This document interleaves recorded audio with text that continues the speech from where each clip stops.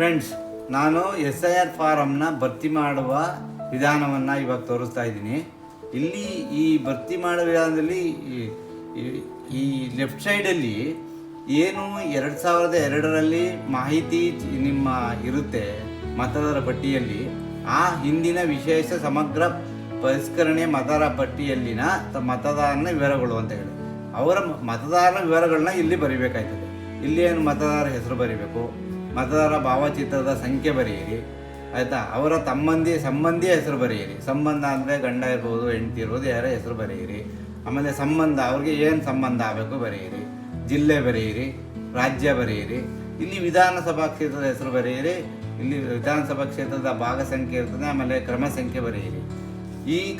ಇವೆಲ್ಲ ಆದಮೇಲೆ ಈ ಮತದಾರರ ಹೆಸರು ಜನ್ಮ ದಿನಾಂಕವನ್ನು ಬರೆಯಿರಿ.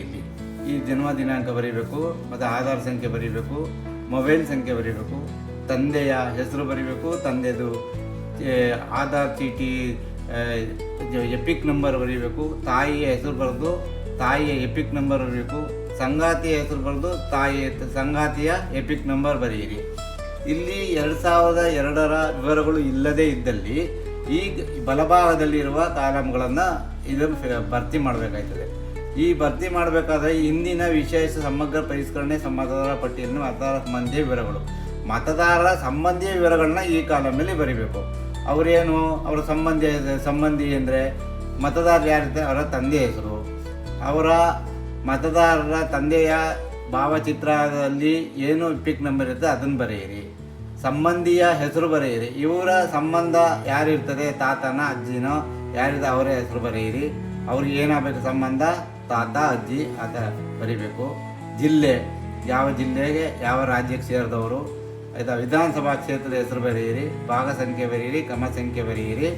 ಮುಂದೆ ಈ ಮತದಾರರ ಜನ್ಮ ದಿನಾಂಕವನ್ನು ಬರೆಯಿರಿ, ಆಧಾರ್ ಸಂಖ್ಯೆ ಬರೆಯಿರಿ, ಮೊಬೈಲ್ ಸಂಖ್ಯೆ ಬರೆಯಿರಿ.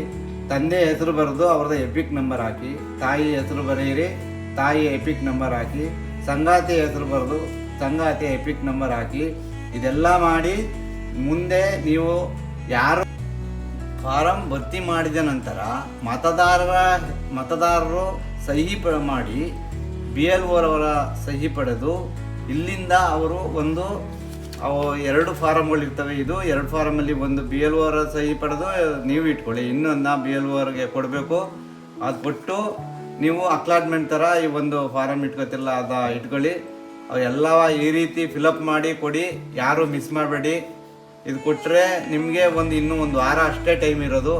ಅಷ್ಟರಲ್ಲಿ ನೀವೆಲ್ಲ ಫಿಲಪ್ ಮಾಡಿ ಕೊಡ್ತೀರಾ ಅಂತ ಅಂದ್ಕೊಂಡಿದ್ದೀನಿ. ನೀವೆಲ್ಲ ಕೊಟ್ಟು ಸಹಕರಿಸಬೇಕು ಅಂತ ಕೇಳಿಕೊಂಡು ತಮಗೆಲ್ಲರಿಗೂ ಧನ್ಯವಾದಗಳನ್ನ ತಿಳಿಸ್ತಾ ಇದ್ದೀನಿ.